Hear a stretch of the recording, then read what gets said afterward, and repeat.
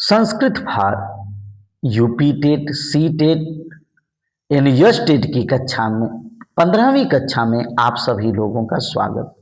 आज बहुत छोटी संधि पढ़ा रहे हैं, दीर्घ स्वर संधि।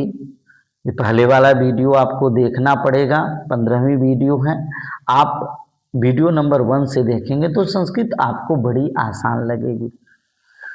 रवि धन इंद्र, रवि का अंतिम वर्ण क्या है? ई। इंद्र का पहला वर्ण क्या है? ई। ई और ई मिलके क्या होगा? बड़ी ई।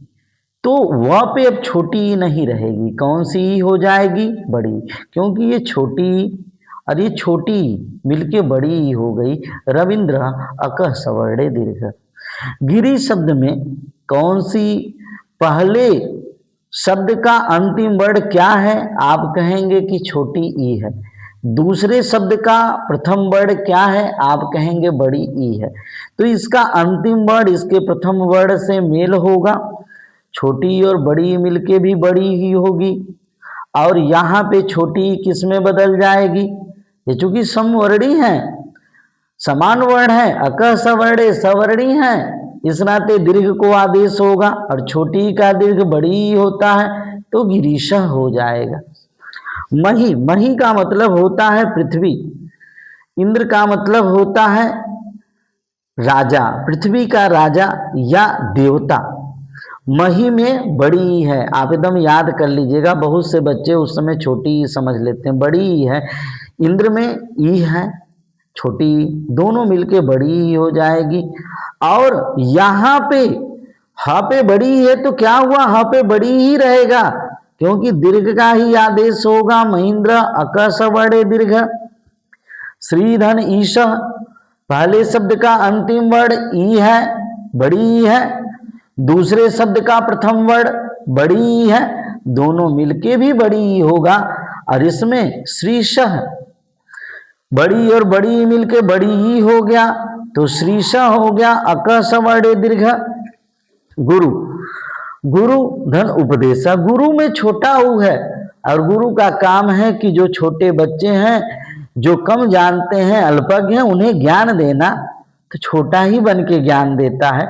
ऊ और ऊ मिलके बड़ा ऊ हो जाएगा। गुरु उपदेश अकः सवर्णे दीर्घ। अब आइए लघु धन उर्मी, लघु में छोटा ऊ है, उर्मी में बड़ा ऊ है। पहले शब्द का अंतिम वर्ण देखते हैं और दूसरे शब्द का प्रथम वर्ण देखते हैं, मेल उन्हीं का होता है। ऊ और बड़ा ऊ मिलके बड़ा ऊ हो जाएगा, दीर्घ का आदेश होगा सवर्णी के नाते। लघुर्मी सूत्र कौन सा होगा? अकः सवर्णे दीर्घ। अक प्रत्याहार में अ ई उ री री कल हम बता चुके हैं। वधू धन उत्सव, वधू में वधू भैया सब घरों में बड़ी जरूरी है और सारे लोग वधू खोज रहे हैं इस समय। वधू कि हमको अच्छी वधू मिले, तो वधू में बड़ा ऊ है और उत्सव में जो है छोटा ऊ है। वधू इतनी बड़ी है कि आपका उत्सव फीका पड़ जाएगा। वधू और आपके यहाँ आएगी भी तो बड़ी रहेगी, छोटा करने की कोशिश करेंगे चली जाएगी। वधू बड़ा ऊ, उत्सव आप छोटा ऊ, मिलके भी बड़ा ऊ हो गया। वधू जिस रूप में आए उस रूप में स्वीकार करिए, वधू का सम्मान कीजिए, वधू का उत्सव मनाइए। वधूत्सव अकः सवर्णे दीर्घ। अक प्रत्याहार में कौन कौन से वर्ड आते हैं भैया? अ ई उ री ली, ये वर्ड आते हैं, मैं बता चुका हूं। और यहाँ पे ऊ अगर सवर्णी हो तो दीर्घ का आदेश होता है। ऊ का सवर्णी, बड़ा ऊ का सवर्णी छोटा ऊ, और छोटा ऊ का सवर्णी बड़ा ऊ, और दोनों मिलेंगे तो दीर्घ का आदेश होगा। वधूत्सव उसी प्रकार भूर्जा, भू, भू में क्या है? बड़ा ऊ है। ऊर्जा में क्या है? बड़ा ऊ है। इसका अंतिम वर्ण, इसका प्रथम वर्ण, दोनों मिलके सवर्णी है, दीर्घ का आदेश है, अक प्रत्याहार के शब्द हैं ऊ, तो भूर्जा हो जाएगा भैया अकः सवर्णे दीर्घ। पितृ धन ऋणम, यहां पे देखिए इसका पितृ का अंतिम वर्ण री है, ऋणम का पहला वर्ण री है, री री मिलके बड़ी री, 2 बार घुमाना है। पितृणम 2 बार घुमाना है। एक कक्षा 6 की किताब में दिया गया है अक सवर्णे दीर्घ, लेकिन इसको मैं थोड़ा सा हम अपनी बुद्धि लगा के पढ़ा रहे हैं पितृडम। तो भैया आपने क्या क्या देखा, रविंद्र का संधि विच्छेद रविधन इंद्र, गिरीश का संधि विच्छेद गिरिधन ईशा अक सवर्णे दीर्घ। गिरी में आपको याद करना पड़ेगा कि छोटा ही होता है। महेंद्र का महीधन इंद्र, हमें बड़ी ई में छोटी, इन बातों पे श्रीसा पे श्रीधन ईसा, बड़ी और बड़ी मिलके अक सवर्णे दीर्घ सूत्र से गुरु उपदेश, छोटा ऊ और छोटा ऊ मिलके बड़ा ऊ अक सवर्णे दीर्घ। लघुर्मी लघु धन उर्मी, छोटा ऊ और बड़ा ऊ, उर्मी का मतलब छोटी लहर, अत्यंत छोटी लहर को लघुर्मी कहते हैं अक सवर्णे दीर्घ। बधु धन उत्सव बधुत्सव, बधु में बड़ा ऊ उत्सव में छोटा ऊ, इस बात का ध्यान देना पड़ेगा अक सवर्णे दीर्घ।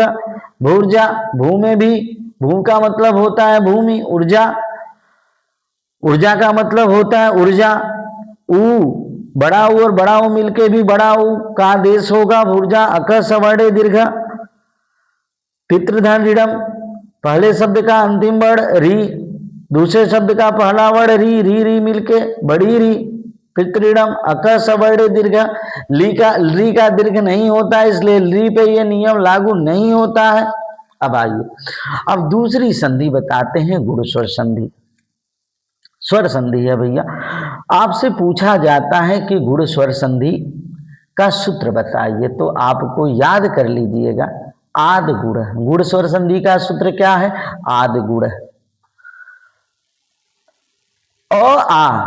आद गुणा मतलब यहीं से अब मिलन शुरू होगा। आ के बाद कौन आए, ई उ री री अथवा री आए, तो दोनों के स्थान पर क्रमशः गुण गुण गुण स्वर कौन कौन से होते हैं भैया, 4 होते हैं। ए होता है, ओ होता है, अर होता है, अल होता है। परीक्षा में ए और ओ को गुण कई बार पूछा गया है, अर और अल भी गुण होता है, गुण स्वर संधि। अब भैया आद गुण है, गुण का नियम है क्या, अ या आ के बाद ई आए तो ए हो जाएगा, अ या आ के बाद ऊ आए तो ओ हो जाएगा, अ या आ के बाद री आए तो अर हो जाएगा, आ के बाद अ या आ के बाद री आए तो अल हो जाएगा। आप समझ चुके होंगे, एकदम खोल के बता रहे हैं। उपधन इंद्र, इसका वर्ण विच्छेद करिए। ऊ स्वर जो है एकदम पूरा रहेगा, व्यंजन पे हलंत रहता है, स्वर के साथ मिलता है तो पूरा होता है। तो उप का अंतिम वर्ण क्या आ गया, अ। इंद्र का वर्ण विच्छेद ई, धन आधा न ही है, धन द आधा द। जो भैया पूरा दिखता है वो आधा होता है, लेकिन जो आधा दिखता है वो पूरा होता है। र के साथ जब अ मिल जाएगा तो र पूरा हो जाएगा। इसका अंतिम वर्ण इसके पहले से मिला और ई के स्थान पे ए हो जाएगा। अगर ऊ होता तो ओ होता है, री होता तो अर होता, ली होता तो अल होता। अब देखिए, ऊ हो गया, प हो गया और ई के स्थान पे ए हो गया। है सब न है, आधा न, आधा द, आधा र और अ। अब भैया ऊ प में अब ए जुड़ेगा तो प का आधा हट जाएगा, पे हो गया। न में कोई स्वर नहीं जुड़ रहा है इसलिए आधा ही रहेगा, और द आधा है, लेकिन र में जब पूरा जुड़ेगा तो र पूरा हो जाएगा। लेकिन हमने आपसे बताया था जो पूरा दिखता है वो आधा होता है, जो आधा दिखता है वो पूरा होता है। तो उपेंद्र, आप मेरी बात को समझ चुके होंगे यदि आप पहली वीडियो से देख रहे हैं तो। उमाधन ईसह, अब इसका वर्ण विच्छेद कर दें। ऊ स्वर है तो अपने मूल रूप में म के साथ आ लगा है, म पे हलंत रहेगा। व्यंजन वर्ण स्वरों की सहायता से बोले जाते हैं। ईसह, ई स्वर है, स पे हलंत रहेगा, फिर अह रहेगा। यहां मेल किसका होगा, अ या आ का। ई से मेल हो तो ए होता है, मैंने आपसे बताया था। अब आइए, उ म, आ और ई के जगह पे क्या लिख देंगे, ए लिख देंगे, आधा स और अह। अब आइए उ म का मेल जब ए से होगा तो म पे हलंत हट जाएगा, ए की मात्रा हो जाएगी, में हो गया। और यहाँ पे स का मेल जब अ से होगा तो यह भी हट जाएगा हलंत, तो आपका क्या शब्द बना, उमेशह बना। तो इस प्रकार से गुण स्वर संधि में एक बार आ जाइए, इस बात को आप याद कर लीजिए। गुण संधि का सूत्र क्या होता है, आद गुण। आ के बाद ई आए तो क्या होगा, ए होगा। आ के बाद ओ आए तो क्या होगा, ओ होगा। आ के बाद री हरस्व री और दीर्घ री तो क्या हो जाएगा, अर हो जाएगा। आ के बाद री आए तो अल हो जाएगा। गुण स्वर कौन कौन से होते हैं, ए ओ अर अल। परीक्षा में मुख्यतः किसको पूछा गया है, अ और ओ को। अ का मेल किससे होता है आप लोगों को हम बताए हैं हिंदी में, अ और ई से। तो अ का भाई भी आ जाएगा, अ और आ। अरी का भी बहन आ जाएगी, ई और बड़ी दोनों मिलके क्या बनाएंगे, ए। उसी तरह से ओ कैसे बनता है, अ और उ से। अ का बड़ा भाई भी आ सकता है, अ प्लस आ, तो ऊ की बड़ी बहन भी आ जाएगी, ऊ। तो भैया अ और ऊ मिलके क्या बनेगा, ओ। अ का मेल जो है किसके साथ होगा, किसके साथ होगा, आप कहेंगे कि री के साथ होगा, री के साथ। अब बड़ी री भी आ सकता है तो क्या हो जाएगा, अर। और आ का मेल जब ली के साथ हो, ली का दीर्घ नहीं होता है तो अल हो जाता है। उपेंद्र का संधि विच्छेद उपधन इंद्र, आप समझ भी जाएंगे। उप में अ है, अंत में इंद्र में ई है, अ और ई मिलके ए हुआ, उपेंद्र। उपधन इंद्र, उपेंद्र।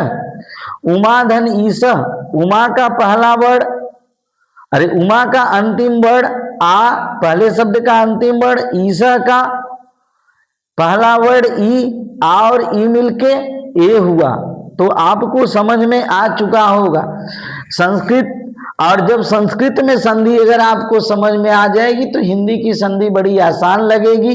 इधर कल भी बेटा, कल हम संस्कृत की लगभग 3 वीडियो डालेंगे और उसमें संस्कृत की संधि, स्वर संधि को लगभग हम खत्म करेंगे। संधि समास 2 ही चीज मेन है, फिर संस्कृत के लगभग आधी सिलेबस पे हम पहुंच जाएंगे। Thanks for watching this video.